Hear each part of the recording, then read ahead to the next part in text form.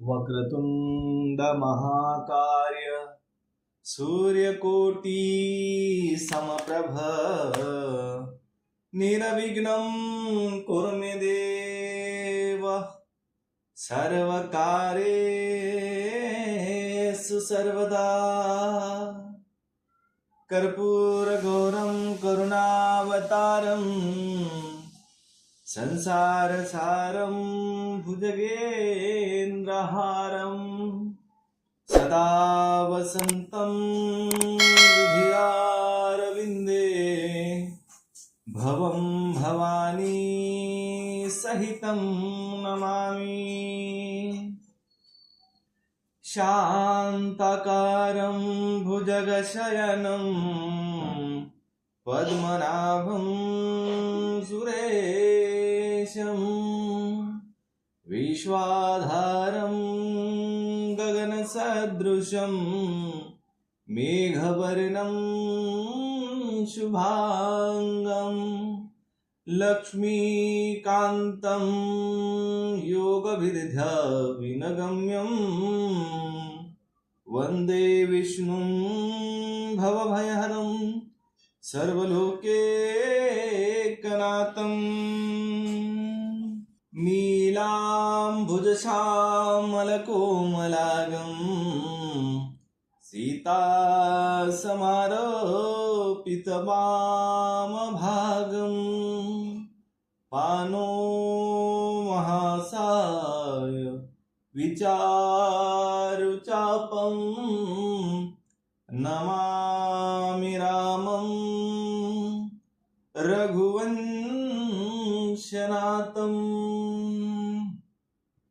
देवी प्रपन्नार्तिहरे प्रसीद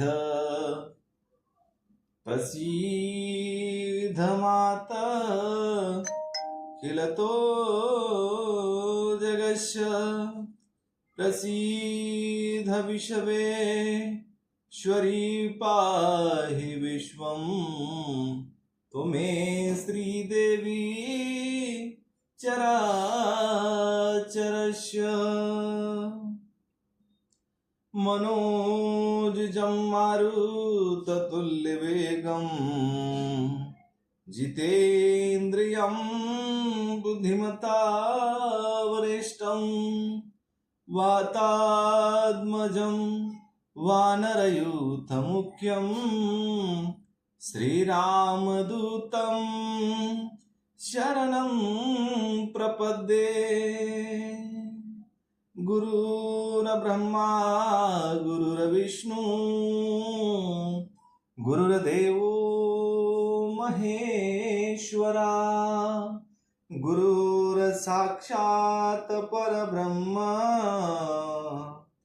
तस्मै श्री गुरुवे नमः। सर्वे भवन्तु सुखिनः सर्वे सन्तु निरामया सर्वे भद्राणि पश्यन्ति मा कश्चित् दुःखभाग् भूयात्। ॐ शान्तिः शान्तिः शान्तिः। प्रथम गौरा जी को वंदना द्वितीया दी गणेश तृतीया माँ सुमिरो शारदा मेरे कारजी करो फलेश। तेरी जय हो गणेश तेरी जय हो गणेश जय हो गणेश तेरी जय हो गणेश जय हो गणेश जय हो गणेश जय हो गणेश जय हो गणेश जय हो गणेश जय हो गणेश जय हो गणेश जय हो गणेश जय हो गणेश जय हो गणेश। श्री गणेशाय नमः। श्री सरस्वते नमः। श्री सांब सदा शिवाय नमः। ओम परमात्मने नमः। पिछले भाग में हमने 10 प्रकार की सृष्टि का वर्णन, यह कथा सुनी। अब इस भाग में हम मनवंतरादि काल विभाग का वर्णन, यह कथा अपने हरि उद्योग के सेवन के इस चैनल के माध्यम से सुनेंगे। तो आइए कथा में प्रवेश करते हैं। सच्चिदानंद रूपाय विश्व उत्पत्त्यादि हेतवे तापत्रय विनाशाय श्री कृष्णाय वयं नमः। यं प्रव्रजन्तमनुपेतं पेतकृत्यं द्वैपायनो विरह कातर आजुहाव। पुत्रेति तन्मयतया तर्वोऽभिनेदुस्तम् सर्वभूतहृदयं मुनिमानतोऽस्मि।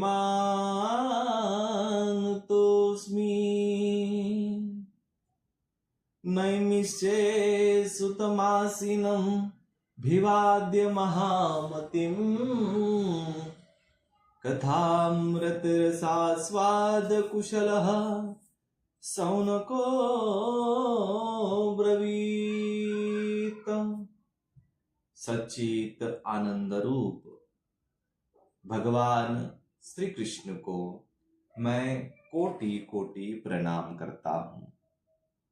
यह जो कथा है पावन धाम नैमिष्य अरण्य में श्री सूत जी और सौनकादि ऋषियों के बीच में चल रही चर्चा हम सुन रहे हैं। तो आइए कथा में प्रवेश करते हैं।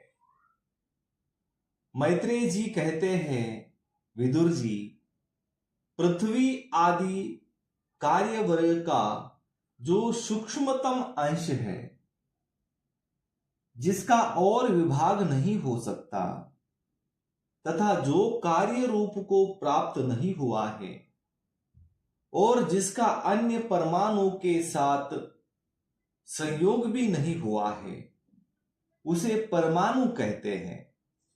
इन अनेक परमाणुओं के परस्पर मिलने से ही मनुष्यों को भ्रमवश उनके समुदाय रूप एक अवयव की प्रतीति होती है। यह परमाणु जिसका सूक्ष्मतम अंश है, अपने सामान्य रूप में स्थित उस पृथ्वी आदि इकाइयों की एकता का नाम परम महान है। इस समय उसमें न तो प्रलय आदि अवस्था में भेद की स्फूर्ति होती है,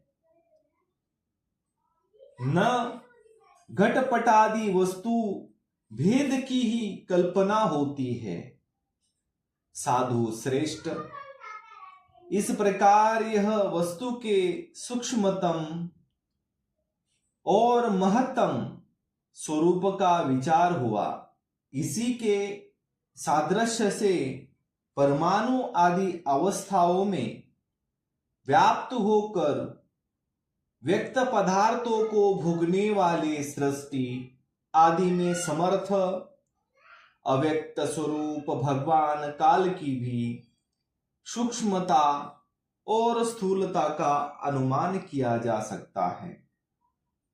जो काल प्रपंच की परमाणु जैसी सूक्ष्म अवस्था में व्याप्त रहता है वह अत्यंत सूक्ष्म है, और जो सृष्टि से लेकर प्रलय पर्यंत उसकी सभी अवस्थाओं का भोग करता है वह परम महान है।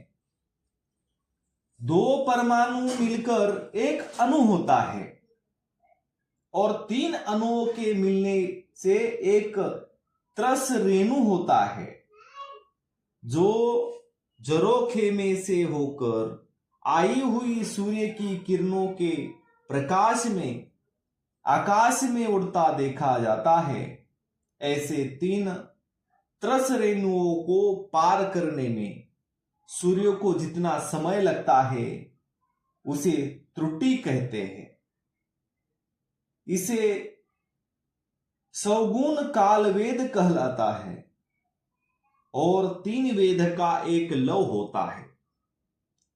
तीन लवों को एक निमेष और तीन निमेष को एक क्षण कहते हैं। 5 क्षण की एक काष्ठा होती है और 15 काष्ठा का एक लघु, 15 लघु का एक नाड़िका कही जाती है। 2 नाड़िका का एक मुहूर्त होता है। दिन के घटने बढ़ने के अनुसार 6 या 7 नाड़ियों का एक प्रहर होता है।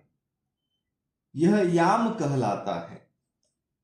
जो मनुष्य के दिन या रात का चौथा भाग होता है, 6 पल तांबे का एक ऐसा बर्तन बनाया जाए जिसमें एक प्रस्थ जल आ सके और 4 मासे सोने के 4 अंगुल लंबी सलाई बनवाकर उसके द्वारा उस बर्तन के पेंदे में छेद करके उसे जल में छोड़ दिया जाए। जितने समय में एक प्रस्थ जल उस बर्तन में भर जाए, वह बर्तन जल में डूब जाए, उतने समय को एक नाड़िका कहते हैं। विदुर जी, 4-4 पहर के मनुष्य के दिन और रात होते हैं और 15 दिन रात का एक पक्ष होता है, जो शुक्ल और कृष्ण पक्ष भेद से 2 प्रकार का माना गया है। इन दोनों पक्षों को मिलाकर एक मास होता है, जो पितरों का एक दिन रात है। जो मास का ऋतु और 6 मास का एक अयन होता है। अयन दक्षिणायन और उत्तरायन भेद से 2 प्रकार का है। ये दोनों अयन मिलकर देवताओं के एक दिन रात होते हैं तथा मनुष्य लोकों में ये वर्ष या 12 मास कहे जाते हैं। ऐसे 100 वर्ष की मनुष्य की परम आयु बताई गई है। चंद्रमा आदि ग्रह, अश्विनी आदि नक्षत्र और समस्त तारामंडल की अधिष्ठाता काल स्वरूप भगवान सूर्य परमाणु से लेकर संवंतस पर्यंत काल में 12 राशि रूप संपूर्ण भुवन कोश की निरंतर परिक्रमा किया करते हैं। सूर्य, बृहस्पति, सवन, चंद्रमा और नक्षत्र संबंधी महीनों के भेद से यह वर्ष ही संवत्सर, परिवत्सर, इड़ावत्सर, अनुवत्सर और वत्सर कहा जाता है। विदुर जी, इन 5 प्रकार के वर्षों की प्रवृत्ति करने वाले भगवान सूर्य की तुम उपहार आदि समर्पित करके पूजा करो। ये सूर्य देव पंचभूतों में से तेज स्वरूप है और अपने काल शक्ति से बीजादि पदार्थों की अंकुर उत्पन्न करने की शक्ति को अनेक प्रकार से कार्योन्मुख करते हैं। ये पुरुषों की मोह निवृत्ति के लिए उनकी आयु का क्षय करते हुए आकाश में विचरते रहते हैं तथा यही सकाम पुरुष को यज्ञादि कर्मों से प्राप्त होने वाले स्वर्ग आदि मंगलमय फलों का विस्तार करते हैं। विदुर जी ने कहा, मुनिवर, आपने देवता, पितर और मनुष्य की परम आयु का वर्णन तो किया। अब जो सनकादि ज्ञानी मुनिजन त्रिलोकी से बाहर कल्प से भी अधिक काल तक रहने वाले हैं, उनकी भी आयु का वर्णन कीजिए। आप भगवान काल की गति भली भांति जानते हैं, क्योंकि ज्ञानी लोग अपनी योग सिद्धि दिव्य दृष्टि से सारे संसार को देख लेते हैं। मैत्रेय जी ने कहा, विदुर जी, सत्ययुग, त्रेतायुग, द्वापर और कली, ये 4 युग अपनी संध्या और संध्या शो के सहित देवताओं के 12 सहस्त्र वर्ष तक रहते हैं, ऐसा बतलाया गया है। इन सत्यादि चारों युगों में क्रमशः 4, 3, 2 और 1 सहस्त्र दिव्य वर्ष होते हैं, और प्रत्येक में जितने सहस्त्र वर्ष होते हैं उतने उससे दुर्गम 100 वर्ष उनकी संध्या और संध्या शो में होते हैं। युग की आदि में संध्या होती है और अंत में इनकी संध्याश होती है। इनकी वर्ष गणना सैकड़ों की संख्या में बतलाई गई है। इनके बीच का जो काल होता है उसी को कालवेत्ता योग ने युग कहा है। प्रत्येक युग के एक एक विशेष धर्म का विधान पाया जाता है। सत्य युग के मनुष्य में धर्म अपने चारों चरणों से रहता है। फिर अन्य युगों में अधर्म की वृद्धि होने से उसका एक एक चरण क्षीण होता जाता है। प्यारे विदुर जी, त्रिलोकी से बाहर महरलोक से ब्रह्मलोक पर्यंत एक सहस्त्र चतुर्युगी का एक दिन होता है, और इतनी ही बड़ी रात्रि होती है जिसमें जगतकर्ता ब्रह्मा जी शयन करते हैं। उस रात्रि का अंत होने पर इस लोक का कल्प आरंभ होता है। उसका क्रम जब तक ब्रह्मा जी का दिन रहता है तब तक चलता रहता है। उस एक कल्प में 14 मनु हो जाते हैं। प्रत्येक मनु 71 चतुर्योगी से कुछ अधिक काल तक अपना अधिकार भोगता है। प्रत्येक मनवंतर में भिन्न भिन्न मनुवंशी राजा लोग, सप्तर्षि, देवगण, इंद्र और उनके अनुयायी गंधर्वादी साथ ही साथ अपना अधिकार भोगते हैं। यह ब्रह्मा जी की प्रतिदिन की सृष्टि है। इसमें तीनों लोकों की रचना होती है। उसमें अपने अपने कर्मानुसार पशु, पक्षी, मनुष्य, पितर और देवताओं की उत्पत्ति होती है। इन मनवंतरों में भगवान सत्वगुण का आश्रय ले अपनी मनु आदि मूर्तियों के द्वारा पौरुष प्रकट करते हुए इस विश्व का पालन करते हैं। काल क्रम से जब ब्रह्मा जी का दिन बीत जाता है तब वे तमोगुण के संपर्क को स्वीकार कर अपने सृष्टि रचना रूप पौरुष को स्थगित करके निश्चेष्टा भाव से स्थित हो जाते हैं। उस समय सारा विश्व उन्हीं में लीन हो जाता है। जब सूर्य और चंद्रमा से रहित वह प्रलय रात्रि आती है तब ये भुव स्वः तीनों लोग उन्हीं ब्रह्मा जी के शरीर में छिप जाते हैं। उस अवसर पर तीनों लोग शेष जी के मुख से निकली हुई अग्नि रूप भगवान की शक्ति से जलने लगते हैं। इसलिए उसके ताप से व्याकुल होकर भृगु आदि मुनीश्वर गण महरलोक से जनलोक को चले जाते हैं। इतने में ही सातों समुद्र प्रलय काल के प्रचंड पवन से उमड़कर अपनी उछलती हुई उत्ताल तरंगों से त्रिलोकी को डुबो देते हैं।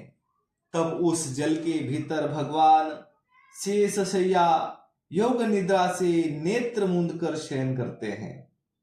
उस समय जनलोक निवासी मुनिगण उनकी स्तुति किया करते हैं। इस प्रकार काल की गति से एक एक सहस्त्र चतुर्युग के रूप में प्रतीत होने वाले दिन रात के हेर फेर से ब्रह्मा जी की 100 वर्ष की परमायु भी बीती हुई सी दिखाई देती है। ब्रह्मा जी की आयु के आधे भाग को परार्ध कहते हैं। अब तक पहला परार्ध तो बीत चुका है, दूसरा चल रहा है। पर्व परार्ध के आरंभ में ब्रह्मा नामक महान कल्प हुआ था। उसी में ब्रह्मा जी की उत्पत्ति हुई थी। पंडित जन इन्हें शब्द ब्रह्म कहते हैं। उसी परार्ध के अंत में जो कल्प हुआ था उसे पद्म कल्प कहते हैं। इसमें भगवान के नाभि सरोवर से सर्वलोकमय कमल प्रकट हुआ था। विदुर जी, इस समय जो कल्प चल रहा है वह दूसरे परार्ध का आरंभ बतलाया जाता है। यह वाराह कल्प नाम से विख्यात है। इसमें भगवान ने सूकर रूप धारण किया था। यह 2 परार्ध का काल अव्यक्त अनंत अनादि विश्वात्मा श्री हरि का एक निमेष माना जाता है। यह परमाणु से लेकर द्विपरार्ध पर्यंत फैला हुआ काल सर्वसमर्थ होने पर भी सर्वात्मा हरि पर किसी प्रकार की प्रभुता नहीं रखता। यह तो देहादि में अभिमान रखने वाले जीवों का ही शासन करने में समर्थ है। प्रकृति, महतत्व, अहंकार और पंचतंत्र, इन 8 प्रकृतियों के सहित 10 इंद्रिया, मन और पंचभूत, इन 16 विकारों से मिलकर बना हुआ यह ब्रह्मांड कोश भीतर से 50 करोड़ योजन विस्तार वाला है तथा इसके बाहर चारों ओर उत्तरोत्तर 10-10 गुने 7 आवरण हैं। उन सब के सहित यह जिसमें परमाणु के समान पड़ा हुआ दिखता है और जिसमें ऐसी करोड़ों ब्रह्मांड राशियां हैं, वह इन प्रधान आदि समस्त कारणों का कारण अक्षर ब्रह्म कहलाता है। और यही पुराण पुरुष परमात्मा श्री विष्णु भगवान का श्रेष्ठ धाम स्वरूप है। तो आज के लिए इतना ही। कर्पूर गौरम करुणावतारम संसार सारम भुजगेन्द्रहारम सदा वसंतं हृदयारविंदे भवं भवानी सहितं नमामि। शेष चर्चा अगले भाग में।